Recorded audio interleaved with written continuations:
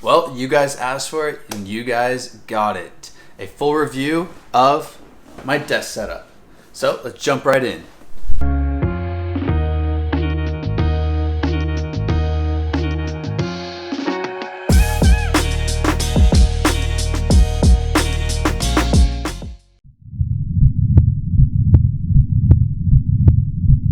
What's up YouTube? Hope you're having a great day. For those of you that are new here, my name is Jason and I'm a first year medical student. I'm only 5 weeks in now and it still sounds so weird to say that I'm actually a medical student. But behind me I have my full desk setup. But before we get into that, I need you guys to smash that like button, and if you do, you'll get a special prize.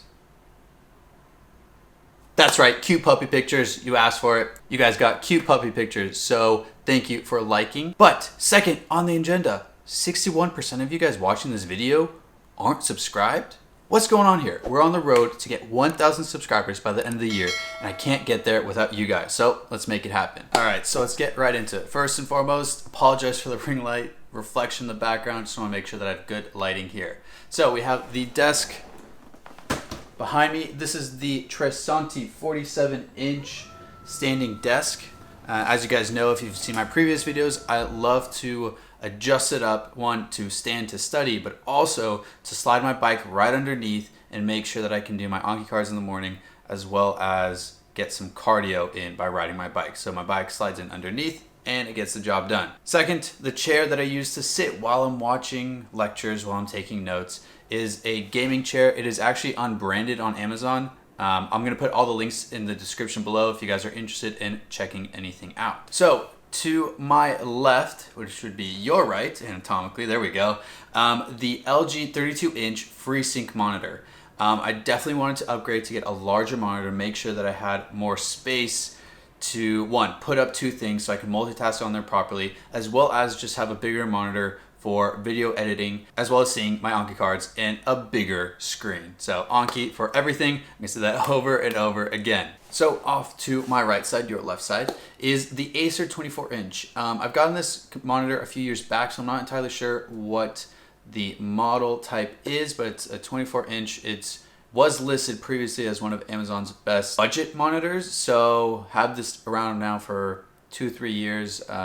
Great investment. That's just kind of like my daily driver to make sure that I have everything ready to go, up and going. But what do I have running these two monitors? That's actually a brand new Apple Mini with the M1 processor. Huge upgrade. As you guys know, I was previously doing all my video editing on my MacBook Air, which when I started to render any videos sound like an airplane taking off. So big upgrade. Currently using the Mac Mini for, one, all the video editing on there because it can handle it with the M1 chip, but also for just like my home computer to have everything kind of sorted. I was very lucky in that kind of got at a good time. They were having great student sales through Apple, so couldn't really turn down the offer, especially with the amazing M1 chip. All right, so that's what I use at home, but what I use outside of home, but it's still part of my desk. So let's take a look here. First and foremost is the iPad. I got it from the school. I don't know if I necessarily got it from the school, but I paid for it and then the school gave it to me. So there's that. I have the first generation Apple Pencil because that's what goes with this. I believe it was the 10th generation. Oh, there's stuff on here. 10th generation iPad. I'm not sure. I don't think it's a Pro or an Air. I think it's just iPad. 10th generation iPad, so first generation Apple Pencil. And then I got a nice cover on both the iPad. So it comes in and creates now keyboard, which is great for use and typing stuff up, but also I have a case on the pencil as well to, you know, when I'm stressing out during the test, my hands don't get all sweaty and gross, and then my pencil will slip out of there and fly over across. It stays in my hand while I'm stressed during the test. So there's that for my lectures. Use it for Anki cards as well, and then kind of just taking it around for whatever I need, whether I'm seeing and shadowing a doctor or, yeah, just like my go-to quick and easy use. Behind me some more is my old faithful companion, my daily driver. I take this out with me. It is the 2015 Mac Mini, which has gotten some good use out of it. I believe it's now the 2015 model, but I got it back in 2017, I believe. So just over 4 years old. Just had to get the battery replaced and now it's running beautifully. So there's that for my computer stuff. So if you guys notice the theme here, Apple, Apple, Apple. So Apple, if you're hearing this and you want to sponsor me, a lonely, struggling medical student, you know where to find me, right here. What do I use when using the computer itself? So I have the Logitech M510 mouse. I love it because it has the two side buttons, so I can have these programmed to whatever I want. I have the bottom one for reverse and the top one to create a screenshot. Next, I use the Logitech keyboard. This is the K780.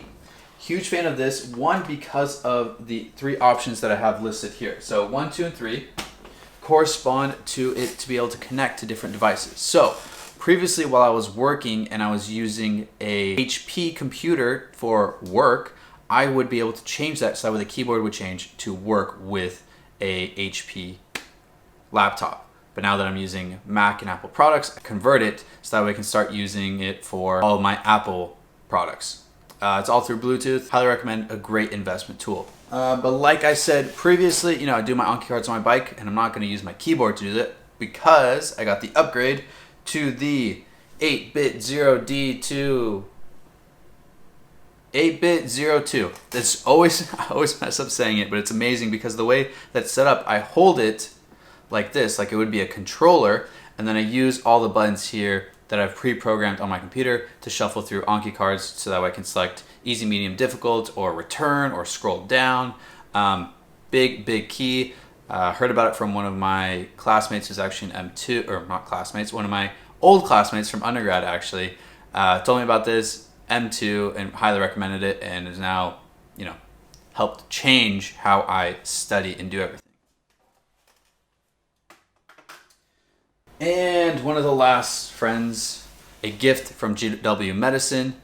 This little teddy bear is a guy that I tell all of the anatomy to histology, describe everything that I've learned, because the best way to make sure that you learn it is if you can teach it to someone else. And that's what I have here. If you guys have any recommendations for the bear's name, leave a comment down below. I have not named him yet, but he deserves a name, right? He's gonna be a doctor graduating with me, so might as well give him a name so that way we can treat him with the respect that he deserves. All right, and then last but not least, my bike. My bike and the stationary attachment on it are in essence part of my desk. I do a good half an hour to an hour of cardio every day on it.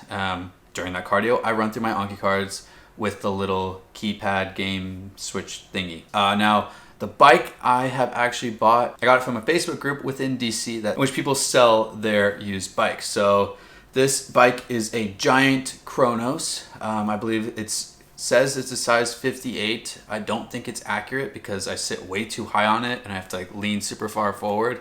But it does a trick. It's been my easy way to get around the city and I absolutely love it. But what keeps it in place? The stationary attachment. Another great piece that I had to get to make sure that I could use my bike inside, or else I'm just kind of balancing on my own, which doesn't really make sense. Anyways, the bike has a lever in it in which I pull up and it detaches the rear axle, and then I can just take my bike out and I'm ready to go. And I can store the stationary attachment, slide it up, fold it up, and it's hidden from sight. So a great thing there that I'm glad that I invested into. But that just about sums up my desk.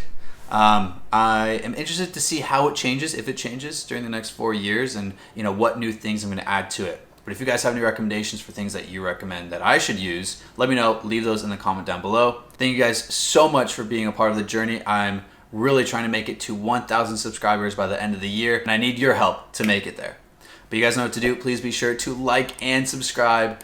Leave a comment down below and let me know what is your must-have in your desk setup and what is something that you couldn't live without. But I'll catch you guys in the next one as we embark on the journey of MD in the making. Peace.